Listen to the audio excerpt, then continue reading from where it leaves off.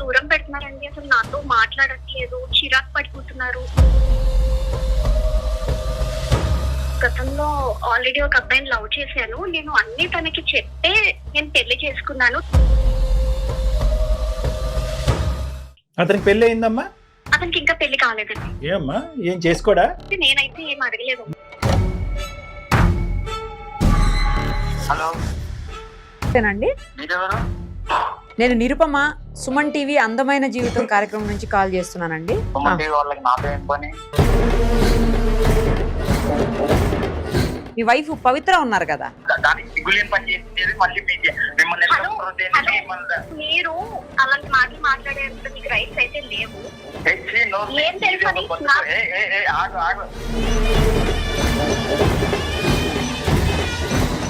తప్పు చేసిన నువ్వు 10 years నుండి కవర్ చేస్తాను. నువ్వు ఇప్పుడు మళ్ళీ దొరికే లోపల విక్టిమ్ కార్డ్ ప్లే చేయడానికి టీవీ వాళ్ళని అప్రోచ్ అవుతావా?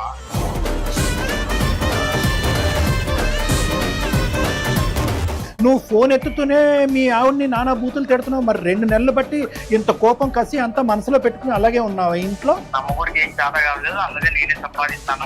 వాడు వేస్ట్ గాడు. బాబు, నువ్వు వేస్ట్ గాడు అయితే వేస్ట్ గాడు.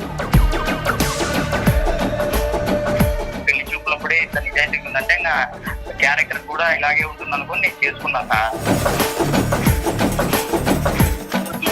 నేను చేయక అసలు ఇంట్లో పరిస్థితి ఎలా ఉంటుంది అసలు? అంటే ఇప్పుడు నేను ఉద్యోగం చేయలేదు కాబట్టి ఇప్పుడు వాడు ఆఫీస్ లో పని చేస్తాను. రేపు పొద్దున వాడు ఫామ్ హౌస్ లో పని చేయమంటాడు. వెళ్తావా?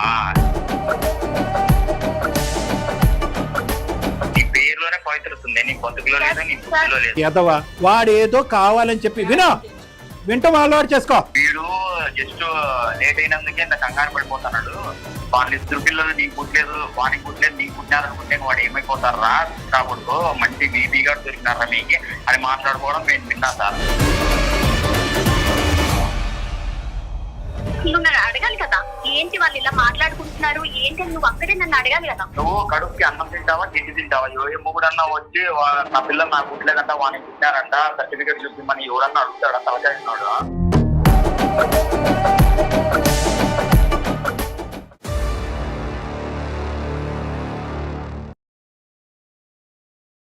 సుమన్ టీవీ అందమైన జీవితం కార్యక్రమానికి స్వాగతం. ప్రస్తుతం మనతో పాటు ఉన్నారు ప్రముఖ సైకియాట్రిస్ట్ డాక్టర్ కళ్యాణ్ చక్రవర్తి గారు. డాక్టర్ గారు నమస్తే. నమస్తే మేడం. సార్, ఇప్పుడు మనకు వచ్చినటువంటి మెయిల్లో మేము పిక్ చేసింది ఏంటి అంటే, ఒక భార్యాభర్తలు 10 ఏళ్ల నుంచి హ్యాపీగా లైఫ్ లీడ్ చేస్తున్నారు. సడన్ గా వాళ్ళ జీవితంలో ఒక సునామీ లాగా మేడం మాటలు లేవు ఇద్దరి మధ్యన. అసలు ఏం జరిగిందో అర్థం కావట్లేదు ఆవిడకు. అసలు కన్ఫ్యూజన్ స్టేటస్ లో మనకు మెయిల్ చేసి ఈ మధ్యనే. సో ఒక్కసారి ఆమెతో మాట్లాడండి మేడం, తప్పకుండా. ఆమె పేరు వచ్చేసి పవిత్ర గారు. ఓకే మేడం, ఒకసారి కాల్ చేద్దాం. తప్పకుండా. హలో అమ్మ, పవిత్ర గారేనా? అవునండి, మీరెవరు? నేను నిరుపమ, సుమన్ టీవీ అందమైన జీవితం కార్యక్రమం నుంచి కాల్ చేస్తున్నానమ్మా. మీరు మెయిల్ చేశారు కదా మాకు. అవునండి. మనతో పాటు డాక్టర్ కళ్యాణ్ చక్రవర్తి గారు కూడా ఉన్నారు. అసలు ఏం జరిగింది, ఎందుకు మీ జీవితంలో ఇలాంటి మార్పు వచ్చింది, అవన్నీ డీటెయిల్డ్ గా ఒక్కసారి చెప్తే దానికి పరిష్కార మార్గాన్ని కూడా డాక్టర్ గారు సూచిస్తారమ్మా. నమస్తే పవిత్ర, చెప్పమ్మా. చాలా థ్యాంక్స్ అండి, నా మెయిల్ చూసి రెస్పాండ్ అయినందుకు చాలా థ్యాంక్స్ అండి. పర్లేదమ్మా, చెప్పమ్మా. పెళ్ళయి 10 సంవత్సరాలు అవుతుంది. నాకు 2 పిల్లలండి. అసలు ప్రాబ్లం ఏంటంటే మా హస్బెండ్ ఒక 2 months నుంచి నన్ను దూరం పెడుతున్నారండి. అసలు నాతో మాట్లాడట్లేదు, చిరాకు పడిపోతున్నారు. అసలు ఏం జరిగిందో అడుగుతుంటే అసలు చెప్పట్లేదండి. నాకు చాలా బాధగా అనిపిస్తుంది. అసలు అందుకని మీరు కలుపుతారని చెప్పేసి మీకు కొన్ని వివరాలు చెప్పమ్మా. పెళ్ళైన సందర్భం, అరేంజ్డ్ మ్యారేజా, లవ్ మ్యారేజా, జాయింట్ ఫ్యామిలీయా, న్యూక్లియరా? అరేంజ్డ్ మ్యారేజే. కాకపోతే నేను గతంలో ఆల్రెడీ ఒక అబ్బాయిని లవ్ చేశాను. నేను అన్ని తనకి చెప్పే నేను పెళ్లి చేసుకున్నాను. తను యాక్సెప్ట్ కూడా చేశారు. మీ ప్రేమ విరిగిపోవటానికి ఈ పెళ్లి జరగటానికి మధ్యలో ఎంత వ్యవధి ఉంది? ఒక 3 నెలలు. Right, okay. సో ఇదంతా ఎప్పుడు చెప్పారు మీ వారికి? మీరు ముందే చెప్పాను అంటే పెళ్లికి ముందే మీరు మాట్లాడుకున్నప్పుడు అమ్మా? మాకు పెళ్లి చూపులు జరిగే టైంలోనే ఆల్రెడీ మొత్తం తనతో నేను కొంచెం పర్సనల్ గా మాట్లాడి మొత్తం నా స్టోరీ అంతా ఇలా చెప్పాను. సో ఆయన కూడా యాక్సెప్ట్ చేశారండి. యాక్సెప్ట్ చేశారు. చేసిన తర్వాత ఓకే, మేము 10 years లో మాకు ఒక్క ప్రాబ్లం కూడా లేదు. మాకు 2 పిల్లలు. సో చాలా బాగా ఉన్నామండి. కానీ ఇప్పుడే సడన్ గా ఎందుకు ఒక 2 నెలల నుంచి ఆయన అసలు నాతో సరిగ్గా ఉండట్లేదు. ఏమైంది? ఊరికే రెండు చిరాకు పడిపోతున్నారు. ఏం చేస్తూ ఉంటారమ్మా అతను? ప్రెసెంట్ అయితే నేనే జాబ్ చేస్తున్నానండి. ఆయన ఖాళీగానే ఉంటున్నారు. అదేంటమ్మా? కొంచెం కరోనాలో చిన్న ప్రాబ్లం రావడం వల్ల తన జాబ్ చిన్న ఇష్యూలో ఉంది. సో తన ఇంట్లోనే ఉంటున్నారు. మీరేంటమ్మా చేసేది? నేను సాఫ్ట్వేర్ అండి. మరి ఐటీ జాబ్ చేస్తున్నారు, మరి సరిపోతుందా మనీ ఇంటి పిల్లల చదువుల గురించి కానీ ఇలాంటి వాటికి? అంటే సరిపోదు, కానీ తప్పదు కదండి జాబ్ చేయాలి అని Right, చెప్పి right, ఇంకా okay. నేనే పిల్లల్ని చూసుకుంటూ మరి ఆయన ఎలాగైనా ఎందుకు చూసుకోవచ్చు చేయాలని కదా? చేస్తున్నాను. పవిత్ర గారు, మరి మేడం మీ హస్బెండ్ ఎందుకు చూసుకోవచ్చు కదా, జాబ్ దొరుకుతుంది కదా, ఆయన ఎడ్యుకేటెడ్. అంతకుముందు ఏం జాబ్ చేశారు వాళ్ళు ఆయన? ఆయన కూడా సాఫ్ట్వేరేనండి. మరి సాఫ్ట్వేర్ దొరుకుతాయి కదా ఈజీగానే, ఎందుకు చేసుకోవట్లేదు? అంటే ఎందుకు చూడట్లేదు ఆయన? అంటే యాక్చువల్లీ తను కొన్ని జాబ్స్ అయితే చూసుకున్నారండి. తనకి అసలు నచ్చక వదిలేశారు. బిజినెస్ చేసుకుందామనే ఐడియాలోని తను చూసుకోవట్లేదు. కొన్ని బిజినెస్ కూడా పెట్టారు, కానీ లాస్ లో నడుస్తుందని చెప్పేసి అవి కూడా వదిలేసి ఖాళీగా ఉంటున్నారండి. కాదమ్మా, అంటే మనిషి వ్యక్తిత్వం ఎలాంటిదమ్మా? మంచి వ్యక్తి అని అతను అంటే? తను చాలా మంచి వాళ్ళండి. నాతో కూడా అసలు ఇప్పటి వరకు ఒక ప్రాబ్లం కూడా లేదు. ఇప్పటి వరకు కూడా అసలు ప్రాబ్లం లేదు. చాలా బాగా ఉన్నాం. ఒక 2 నెలల నుంచి కొంచెం అసలు మాట్లాడట్లేదు. అసలు ఏం జరిగింది అని నేను అడుగుతున్నాను. అసలు ఆయన ఏం చెప్పట్లేదు. అంటే- ఇద్దరి మధ్యన గొడవ అవటం గానీ? గొడవ లేదండి, సడన్ గా మానేశారు మాట్లాడడం. సో ఇదేమి over a period of time మాటలలో తగ్గుకుంటూ తగ్గటం కాదు, కానీ ఒకనొక సందర్భంలో ఒక రోజు కట్ అయిపోయింది కమ్యూనికేషన్. అవునండి, సడన్ గానే. నేను ఈవినింగ్ ఆఫీస్ నుంచి వచ్చాను ఒక 2 months బ్యాక్. అప్పటి నుంచి ఎందుకు చాలా డల్ గా కనిపించారు ఒక రోజంతా.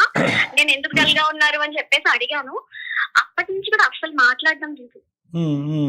ఇది కాకుండా ఇంకేమన్నా ఉందమ్మా? అంటే మిగతా అన్ని అంశాల్లో మీతో హ్యాపీయే కదా అతను? పిల్లల్ని చూసుకోవటం, వంట వార్పు, ఇల్లు పని, ఇంటి పని చేయటం, ఇవన్నీ కూడా అవన్నీ మీరే చూసుకుంటారా? అతను ఏమైనా హెల్ప్ చేస్తూ ఉంటాడా?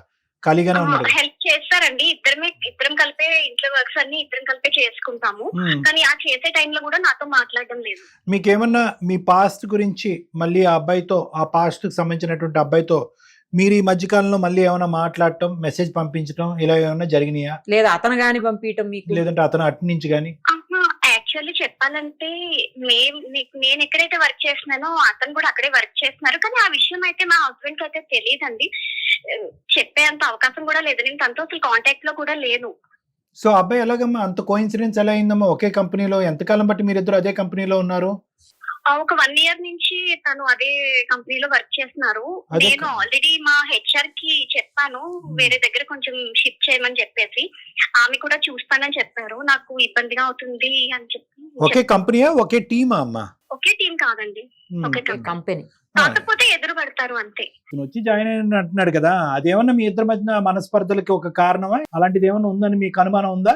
అసలు లేదండి. అసలు ఎందుకు నేను ఆ మాట అన్నాను అంటే కనుక, ఇప్పటి వరకు మీరు చెప్పినటువంటి అన్ని పాయింట్స్ లో సవ్యంగా, సానుకూలంగా, సంతోషంగా గడిచినటువంటి ఈ ప్రయాణంలో ఒక 10 సంవత్సరాల పాటు మీ పెళ్ళిలో ఇప్పటికొచ్చి ఏ ప్రాబ్లము లేదు. ఓన్లీ ప్రాబ్లం ఏంటంటే కరోనా టైంలో మీ భర్త గారు ఉద్యోగం పోగొట్టుకోవటం, అక్కడి నుంచి ఖాళీగా ఉండటం, ఈ వ్యాపారం ఆ వ్యాపారం చెప్పటం, ఏది కలిసి రాకపోవటం, కేవలం ఒక 2 months బట్టే అతను మీతో దూరంగా ఉండటం, మాట్లాడకపోవటం అనేటటువంటి జరిగింది.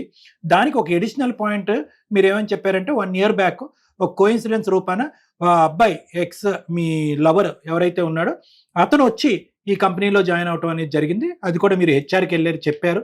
హెచ్ఆర్ పెద్ద స్పందించలేదు. అతన్ని మమ్మల్ని దూరంగా వేయండి అంటే వాళ్ళు స్పందించలేదు. అదంతా ఒక ఎత్తు. కానీ ఈ అంశం ఇప్పటి వరకు మీ వారికైతే మీరు చెప్పలేదు. అతని మనసులో ఈ కారణం చేత మాట్లాడకుండా అతను దూరం పెడుతున్నాడు అనేటటువంటి ఆలోచన లేదు అనేది కూడా మీరు చెప్పగలుగుతున్నారు కదా? అవునండి. అంటే ఈ విషయం నేను ఒకవేళ మా హస్బెండ్ కి చెప్తే తనేదైనా తప్పుగా అపార్థం చేసుకుంటారు, ఆఫీస్ మానేమంటారు. ఇప్పుడు మానేస్తే ఇప్పుడు తనకి జాబ్ లేక, నాకు జాబ్ లేక, అసలు పిల్లలు స్కూల్స్ అవన్నీ చాలా ప్రాబ్లమ్స్, ఫుడ్ కూడా ఇబ్బంది అయిపోతుంది అని చెప్పేసి నేను అతనికి చెప్పకుండా హెచ్ఆర్ కి ఇలా మెయిల్ పెట్టాను. అది పాయింటేనమ్మా, అది పాయింటే. కానీ నేను ఎలా అంటున్నానంటే, మీరు చెప్పటం వల్ల వచ్చేటటువంటి సమస్య ఒకటి అని అనుకుంటే, మీరు చెప్పకపోగా వేరే చోట నుంచి వచ్చి అతనికి తెలిస్తే కనుక అది ఇంకో సమస్య అనేది కూడా మీరు, అంటే 2 సమస్యలే, కానీ అది పెద్ద సమస్య అవుతుందేమో అనేది మీరు ఒకసారి గమనంలో పెట్టుకోండి. ఇది ఒకటి. రెండో ప్రశ్న, అతనికి పెళ్లి అయిందమ్మా? అతనికి ఇంకా పెళ్లి కాలేదండి. ఏమ్మా, ఏం చేసుకోడా? నేనైతే ఏం అడగలేదండి. అసలు ఎందుకు మాట్లాడట్లేదు, రైట్. నువ్వు ఇలా తప్పు చేసావు ఏంటి, అసలు ఏదైనా చెప్పాలి Right. కదండి. నేను తెలుసుకోవాలనుకుంటున్నాను, అందుకే తను నా కాల్స్ అసలు ఆన్సర్ చేయట్లేదు. మరి ఫోన్ కలుపుతారా ఒకసారి అతనికి మాట్లాడదాం. తను నా కాల్స్ లిఫ్ట్ చేయట్లేదండి. కాల్స్ కూడా లిఫ్ట్ చేయట్లేదా?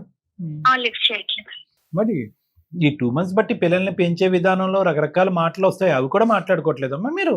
లేదండి, ఇంట్లో ఏదో అంటే నేను మాట్లాడుతా ఉంటే జస్ట్ అలా వినేసి ఊరుకుంటారు అంతే అండి, అసలు మాట్లాడట్లేదు. సో ఇంట్లో పిల్లల మాటలు తప్ప మీ ఇద్దరు మాటలు వినిపించారు.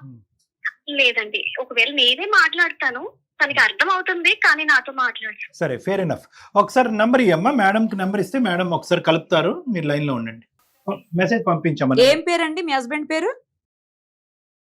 ఓకే, మెసేజ్ చేయండి నంబర్ ఒకసారి నాకు. Okay madam.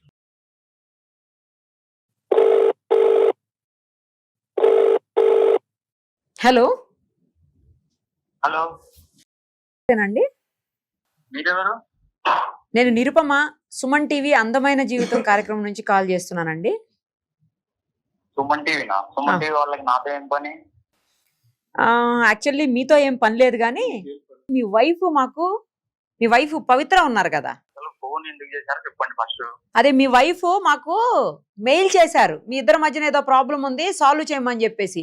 మనతో పాటు డాక్టర్ కళ్యాణ్ చక్రవర్తి గారు కూడా ఉన్నారు, సైకియాట్రిస్ట్ ఆయన. స్టేట్ మొత్తం తెలియాలనా? దాని తెలియదు, దానికి సిగ్గులేని పని చేసింది మళ్ళీ మీకు మిమ్మల్ని మీరు అలాంటి మాటలు మాట్లాడేంత మీకు రైట్స్ అయితే లేవు. హలో, పేరులో ఉంది కానీ పవిత్ర నీ బుద్ధిలో లేదు, నీ బతుకులో లేదు. మ్యాటర్ ఏంటో చెప్పకుండా అలా చేయడం మంచి పద్ధతి కాదు. ఏంటి నా గురించి నీకు తెలీదా? తప్పు చేసిన నువ్వు 10 years నుండి కవర్ చేస్తాను నువ్వు, ఇప్పుడు మళ్ళీ దొరికే లోపల విక్టిమ్ కార్డ్ ప్లే చేయడానికి టీవీ వాళ్ళని అప్రోచ్ అవుతావా? 10 సంవత్సరాల పాటు సవ్యంగా జరుగుతున్నటువంటి ఒక బంధంలో 2 నెలలు బట్టి మా ఆయన నాతో కంప్లీట్ గా మాట్లాడకుండా మానేశాడండి, నాకు అర్థం కావట్లేదు అనే ప్రశ్నతో మీ ఆవిడ మా దగ్గరకు వచ్చింది. నువ్వు ఫోన్ ఎత్తుతూనే మీ ఆవిడని నానా బూతులు తిడుతున్నావు, మరి 2 నెలలు బట్టి ఇంత కోపం కసి అంతా మనసులో పెట్టుకుని అలాగే ఉన్నావు ఇంట్లో? అసలు ఏం జరిగింది? నీ వర్జన్ అనేటటువంటిది మేము వినకుండా మేము ఎటువంటి నిర్ణయం తీసుకోము.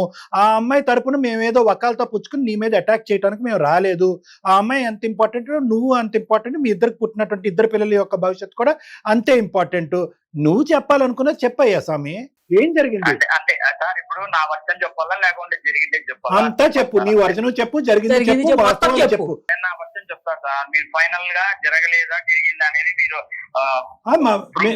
మేము చేసుకుంటాం. మాకు ఉండేటటువంటి పద్ధతులు ఏది అబద్ధం అనేది మాకు ఉంటది, అదంతా పక్కన పెట్టు.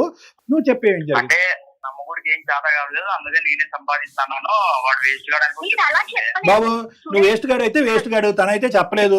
నువ్వు మెడకేకేస్తే తలకేకేస్తే ఇలాంటి పనులు చేయదు. అది ఏం చేసింది చెప్పాలే కదా, పాయింట్ చెప్పకుండా. అంటే ఏం చెప్పకనే మీరు నాకు కాంటాక్ట్ అయినారా? నీతో అబద్ధం ఏం జరగలేదని చెప్తోంది. నీతో అబద్ధం ఆడవలసిన అవసరం ఏమీ లేదు మాకు. ఆ అమ్మాయి మాకేదో న్యూట్రల్ గా నా ప్రాబ్లం చెప్తా వినండి. చెప్పండి. ఆ మాది అరేంజ్డ్ మ్యారేజ్ సార్. అది పెళ్లి చేసుకున్నప్పుడు ఇంకా చదువుకుండేది. నాతో ఏమని చెప్పింది, మంచి సంబంధం అని పెళ్లి చేస్తానండి, లవ్ అయిపోయి అయింది కానీ ఇప్పుడు లేదు, బ్రేకప్ అయ్యి 6 months అయిందా అని చెప్పింది. నాకు అది బ్రేకప్ అయిందో లేదో కూడా నాకు తెలియదు.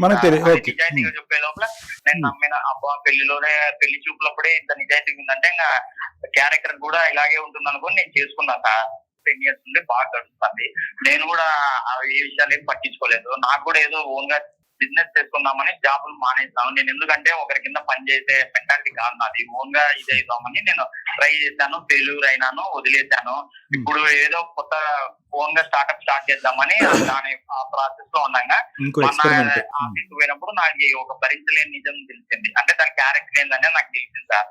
అది ఏమనేది చెప్తాను. నా తర్వాత మీరే పెద్దలు కదా, మీరే ఏం చెప్తారో చెప్పండి. సరే చెప్పు, పెద్దలం కదా చెప్పు. అది నేను ఆఫీస్కి వెళ్ళినప్పుడు నేను ఏదో ఫ్రెష్ అప్ అవుదామని, అది ఇంకా రావడానికి టైం పడుతుందంటే నేను వాష్రూమ్ కి వెళ్ళి ఫ్రెష్ అప్ అయ్యేటప్పుడు వాష్రూమ్ దగ్గర అది దాని ఎట్లా చెప్పాలో నాకు చాలా ఇబ్బందిగా ఉంది సార్. కానీ చెప్పాల పరిస్థితి కాబట్టి చెప్పేస్తున్నాను. చెప్పడానికి రావడం లేదు సార్ అది చేసిన పని.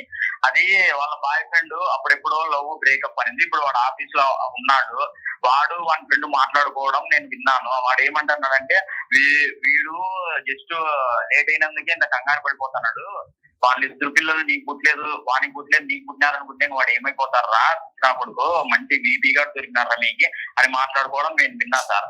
అదే ఆఫీస్ లో మా ఫ్రెండ్ ఉన్నాడు. మా ఫ్రెండ్ ద్వారా కనుక్కుంటే తెలిసింది ఏంటంటే వాడు ఆఫీస్ లో 1 year నుండి వర్క్ చేస్తున్నాడంట. సేమ్ ప్రాజెక్ట్ మీద వర్క్ చేస్తున్నాడు నాకు తెలిసింది. ఇది నాతో చెప్పాలా కదా, ఇప్పుడు బ్రేకప్ విషయం చెప్పిండేది 10 years ముందు.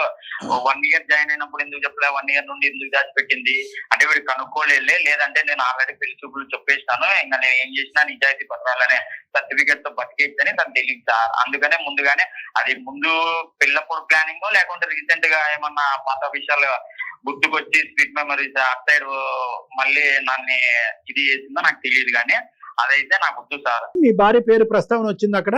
సార్ వచ్చింది. నేను వాష్రూమ్ పోయేటప్పుడు వాడు అన్నాడు మళ్ళీ నువ్వు ఆఫీస్ లో జాయిన్ అవ్వని తెలిసి ఎంగేం అయిపోతారు అని వాళ్ళు మాట్లాడుకోవడం నేను విన్నాను. నాకు అన్ని తెలుసు. అందుకే ఆ రోజు నుండి దాని ముఖం చుడుకుది కాదు. సరే సరే, మళ్ళీ అది రిపీట్ చేయకు, కానీ ఎందుకు అలా పదే పదే రిపీట్ చేస్తావు? కానీ విను, సరిగా విను నువ్వు మాట. మేము అడిగేదానికి ప్రశ్నకి సమాధానం చెప్పు. రిపీట్ చేసినంత మాత్రానే ఏం కాదు. ఇప్పుడు అందులో ఉన్నటువంటి మగాళ్ళు ఒక మగాడు ఎవరైతే ఉన్నారో ఒక ఎక్స్ బాయ్ ఫ్రెండా? ఇన్ని సంవత్సరాలు 10 సంవత్సరాల నుంచి నాతో కాపురం చేస్తున్నావు కదా, ఇన్ని సంవత్సరాల నుంచి నన్ను ఇదే నన్ను అర్థం చేసుకున్నది. ఉద్యోగం అంటున్నావు కదా, ఇప్పుడు సడన్ గా ఎవరో వచ్చి జాయిన్ అయ్యారని చెప్పి నేను ఎందుకు జాబ్ మానేయాలి? జాబ్ మానేస్తే మన పరిస్థితి ఏంటి? నువ్వు ఉద్యోగం చేయక నేను చేయక అసలు ఇంట్లో పరిస్థితి ఎలా ఉంటది అసలు? అంటే ఇప్పుడు నేను ఉద్యోగం చేయలేదు కాబట్టి ఇప్పుడు వాడు ఆఫీస్ లో పని చేస్తాను. రేపు పొద్దున వాడు ఫామ్ హౌస్ లో పని చేయమంటాడు. వెళ్తావా? వెళ్తా అంటే కదా. నేను ఉద్యోగం చేయడానికి అతనికి అసలు సంబంధం ఏంటి? నువ్వెవరు చెప్పడానికి అసలు? నాకు అవన్నీ వద్దు. బేసిక్ క్వశ్చన్ ఒకటి అడుగుతా. నువ్వు వాడు 1 year నుండి నీ ఆఫీస్ లో పని చేస్తా అంటే నాకు ఎందుకు చెప్పలేదు? అదొక్కటి చాలు. ఆ విషయం దాచిపెట్టినావంటే మిగతా ఎన్ని విషయాలు దాచిపెట్టింటావో ఆడే అర్థమైపోతుంది. చెప్పేది విను, నేను దాచిపెట్టడం అయితే నిజమే, కానీ నీకు చెప్తే నువ్వు వెంటనే ఉద్యోగం మానేమంటావు. ఉద్యోగం మానేస్తే అసలు ఎలా ఉంటుంది చెప్పమని పరిస్థితి ఏంటి? పిల్లలు ఉన్నారు, స్కూల్స్ అన్ని ఉన్నాయి కదా, అన్ని అర్థం చేసుకొని నేను అసలు నీకు చెప్పలేదు. నేను ఆల్రెడీ హెచ్ఆర్ కి మెయిల్ పెట్టుకున్నాను. నేను ఆల్రెడీ నాకు వేరే దగ్గర ఆల్రెడీ షిఫ్ట్ చేయమని చెప్పేసి నేను అడిగాను. కావాలంటే ఒకసారి మా హెచ్ఆర్ ని వెళ్ళి అడుగు. అన్ని వదిలిపెట్టండి. ఇప్పుడు పిల్లలు వాడు అంత కరాకండి చెప్తున్నాడు నీకు పుట్టలేదంటే ఏమైపోతారా అని. ఎట్లా తెలుస్తాయి వానికి? హలో, ఎవరు చెప్పారు నీకు? నీకు ఎవరు చెప్పారు? చెప్తాడు. ఎక్స్ట్రా వాళ్ళతో మాట్లాడటం విన్నాను నేను. ఏం విన్నావు చెప్పు. వాడు లేట్ అయినందుకే అంత ఇదైపోతుంటే ఆ 2 పిల్లలు వానికి పుట్టలేదు నీకు పుట్టినారంటే వాడు ఏమైపోతారు అని మాట్లాడుకోవడం నా చెవులతో విన్నాను. నువ్వు నన్ను అడగాలి కదా, ఏంటి వాళ్ళు ఇలా మాట్లాడుకుంటున్నారు ఏంటి అని నువ్వు అక్కడే నన్ను అడగాలి కదా. ఆ పార్టీ జరుగుతున్నప్పుడు అడగాలి కదా. నువ్వు కడుపుకి అన్నం తింటావా గిడ్డి తింటావా? ఏ మొగుడన్నా వచ్చి నా పిల్లలు నాకు పుట్టలేదంట వానికి పుట్టినారంట సర్టిఫికేట్ చూపిమని ఎవరన్నా అడుగుతాడా? తలకాయ ఉన్నాడు అడుగుతాడా? సంవత్సరాల్లో ఒక్కసారైనా డౌట్ వచ్చిందా? నువ్వు మా ఆఫీస్ కు వచ్చావు కాబట్టి నువ్వు ఇలా మాట్లాడుతున్నావు. ఇన్ని సంవత్సరాల్లో నీకు రాలేంది ఎవరు? అమ్మా ఒకసారి పవిత్ర నేను ఒక 2 ప్రశ్నలు నిన్ను అడుగుతానమ్మా.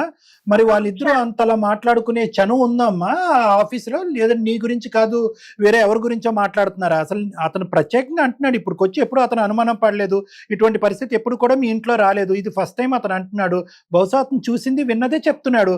అసలు ఆ స్థాయిలో వాళ్ళు ఒకిద్దరు, ఒక నీ ఎక్స్ లవరు ప్లస్ ఇంకొక పరాయి వ్యక్తి నీ గురించి అంత అసభ్యకరంగా మాట్లాడుకునేటటువంటి పరిస్థితి మీ ఆఫీస్ లో ఉందా? నాకు అదే అర్థం కావట్లేదు సార్. నేను ఆఫీస్ లో కూడా అందరితో చాలా గౌరవంగా ఉంటాను. అసలు ఎవరితో కూడా, నాతో ఎవరు ఇలాంటి టాపిక్స్ అయితే ఎవరు షేర్ చేయలేదు, మాట్లాడలేదు కూడా నాతో. సడన్ గా మరి మా హస్బెండ్ వచ్చిన తర్వాత వాళ్ళు ఎందుకు అలా మాట్లాడారో నాకు అర్థం కావట్లేదు. ఇప్పుడు మీరు అతనితో మాట్లాడిన తర్వాతనే ఇలా పార్టీలో ఇలా జరిగిందని ఇప్పుడు మీతో చెప్తున్నారు. పవిత్ర మరి ఇది లెక్క ఎలా తేలుతుంది? ఇది ఇప్పుడు లెక్క ఎలా తేలుతుంది? ఇప్పుడు ఇది లెక్క ఓకే, నీ వరకు నువ్వు చాలా పవిత్ర అనే పేరు పెట్టుకున్నట్టు కానీ నువ్వు చాలా పవిత్రంగా ఉన్నావు. నీ మనస్తత్వంలో, నీ ఆలోచన, నీ వ్యవహార శైలిలో ఎక్కడ కూడా ఎటువంటి తప్పు లేదు. చక్కగా 2 పిల్లలు మీ ఇద్దరు కన్నారు.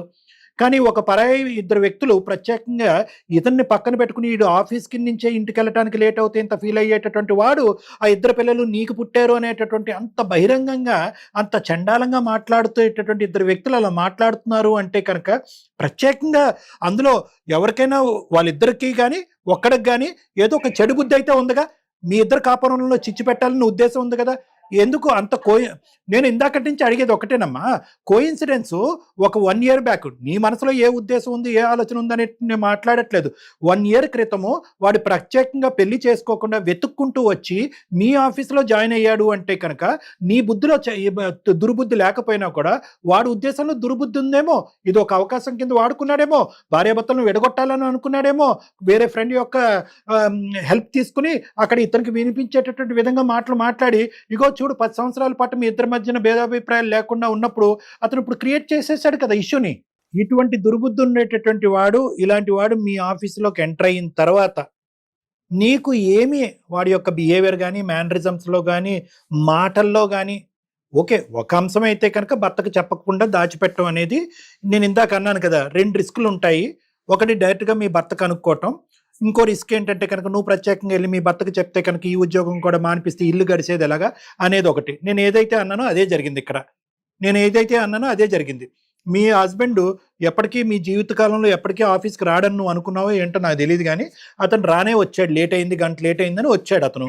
ఆఫీస్కి వచ్చిన ప్రాబ్లం ఏంటి సార్? ఇప్పుడు ఇంట్లో మనుషులు ఎవరైనా లేట్ గా వస్తే అసలు ఆఫీస్కి ఎవరైనా వస్తారు కదా సార్, దాంట్లో పెద్ద విషయం అయితే ఒకటి వినండి, ఇక్కడ వినండి అమ్మా పవిత్ర, ఒక్కటి వినండి, జాగ్రత్తగా వినండి. ఇక్కడ నీ యొక్క క్యారెక్టర్, నీ ఆలోచన శైలి కంటే ఎవరైతే నీ చుట్టూరు ఉండేటటువంటి కొంతమంది నీకు తెలియకుండానే మీ జీవితంలో గొయ్యలు తవ్వేటటువంటి ఒక బ్యాచ్ ఉన్నారు, ఆ బ్యాచ్ నువ్వు కనుక్కోలేకపోయావా అని మేము అడుగుతున్నాం.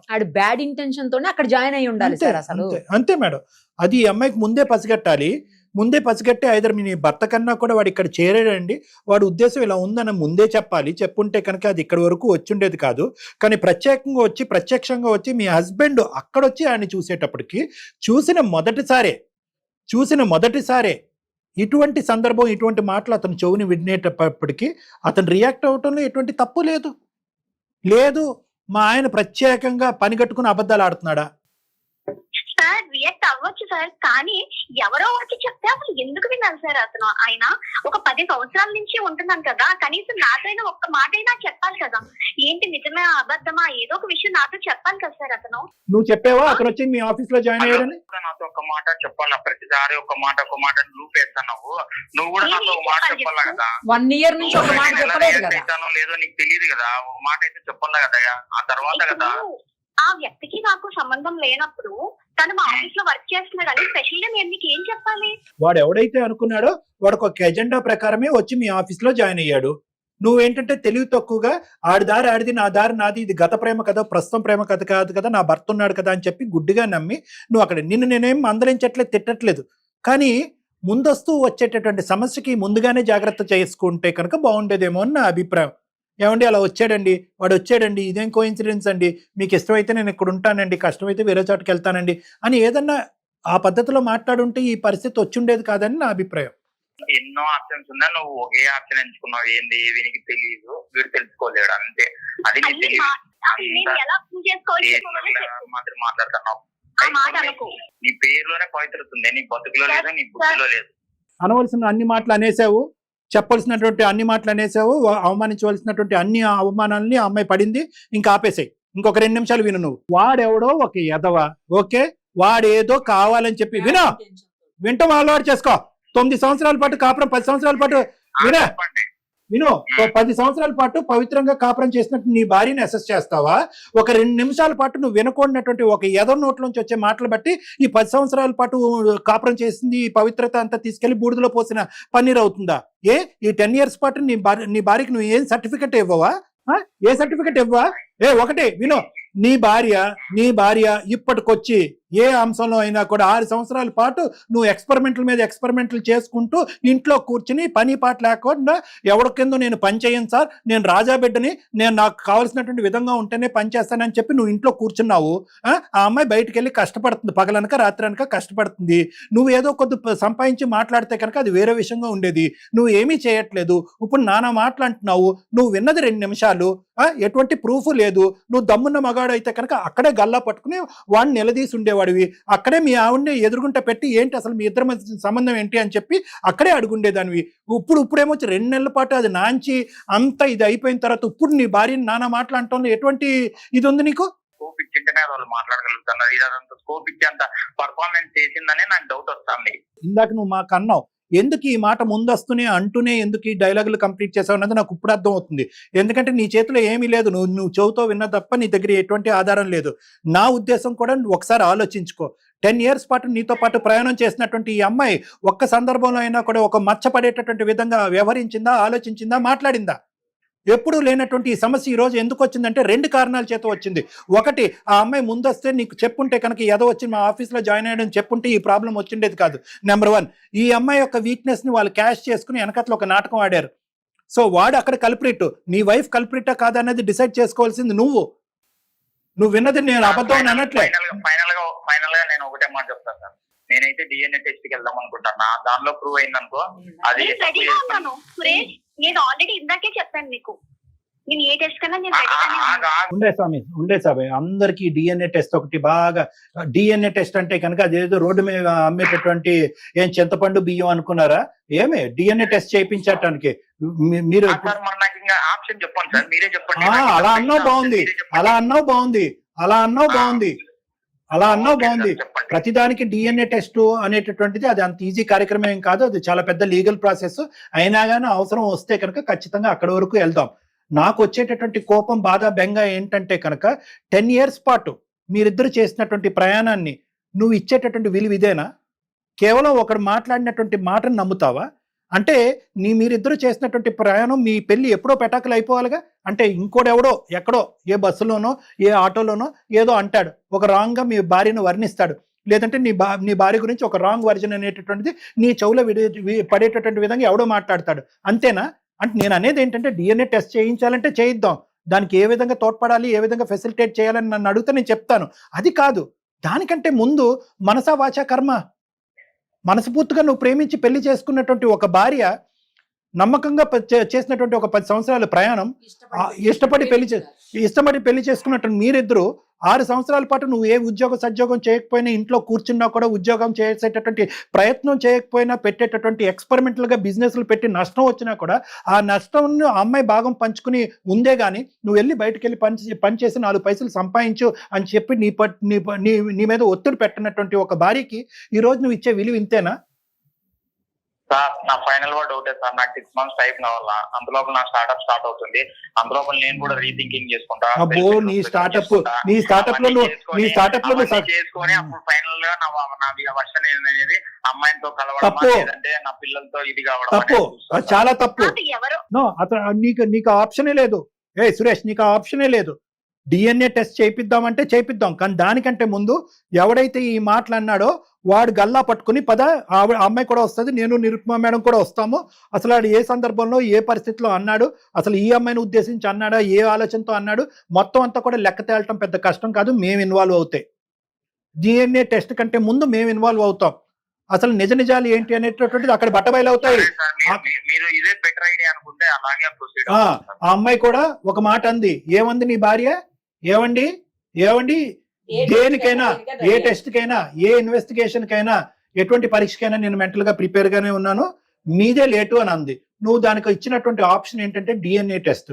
కానీ అది నేనేమనుకుంటున్నానంటే ఎథికల్ గా, మోరల్ గా, మానవతా దృక్పథంలో అది మంచి ఆలోచన కాదు. భార్యాభర్తల మధ్యన టెస్టులు అనేటటువంటిది బంధాన్ని ఏర్పరచవు. భార్యాభర్తల మధ్యన నమ్మకం అనేటటువంటిది ఉంటుంది, ప్రేమ ఆప్యాయతలని ఉంటుంది, గతం అనేటటువంటిది చరిత్ర మీ ఇద్దరి యొక్క బంధం గురించి మాట్లాడుతుంది. ఒక పనికిరానోడు ఒక 4 మాటలు, నీకే కాదు ఈ ప్రోగ్రామ్ చూసేటటువంటి వాళ్ళందరికీ కూడా చెప్తున్నాను, ఎవరో ఏదో మాట్లాడుకుంటారు. రోడ్డు మీద ఎన్నో కుక్కలు మరుగుతూ ఉంటాయి. దమ్ముంటే కనుక కుక్క ఎందుకు మరుగుతున్నావు అని చెప్పి అక్కడే లెక్క తేల్చుకోండి. వెనక నుంచి వచ్చి వెన్నుపోట్లు పొడుస్తూ 2 నెలల పాటు లోపల రగిలిపోతూ మండిపోతూ, ఇదే కదా అక్కడ హత్యలు అనే అనవసరమైనటువంటి అనర్థాలకి దారి తీసేటటువంటి అంశం ఇదే కదా. మీరు అక్కడే లెక్క తేల్చుకుని ఉంటే సరిపోయి ఉండేది. పవిత్రాన్ని తీసుకెళ్లి ఫేస్ టు ఫేస్ మాట్లాడుకుంటాం సార్. ఏమ్మా పవిత్ర, నువ్వు దానికి రెడీయేనా? అతను వస్తాడంట, వాడిని అడుగుతాడంట, అతన్ని అడుగుతాడంట. రెడీయేనా నువ్వు? మరి ఒకప్పుడు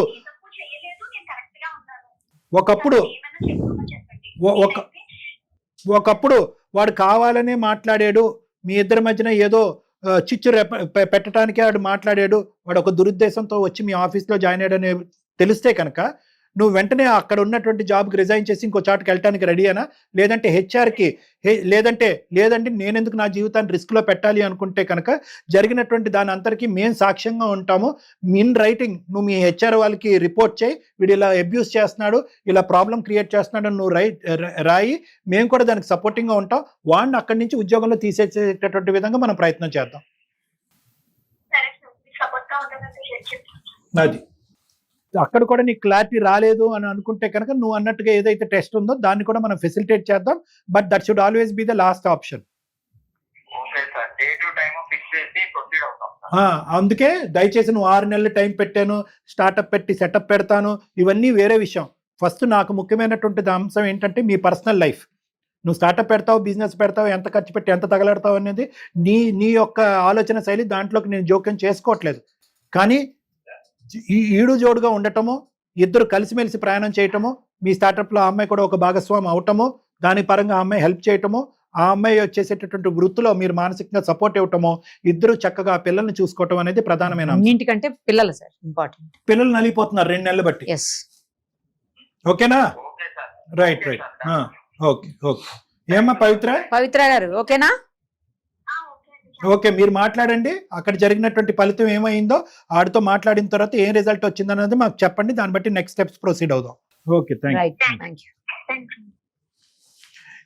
ఇతనికి ఏంటంటే మేడం, బేసికలీ ఓకే అమ్మాయి చేసింది ఒక తప్పు మేడం. ఏంటంటే what ever it is transparency. వాడు ఎవడో అయితే కనుక అది వేరే విషయం. హీజ్ ఎక్స్ ఆల్రెడీ అతనికి ముందు చెప్పింది. ఇప్పుడు ఎలా అయింది? 50% ఆమె అప్పుడు చెప్పింది, మిగతా 50% దాచినట్టు అయిపోయింది.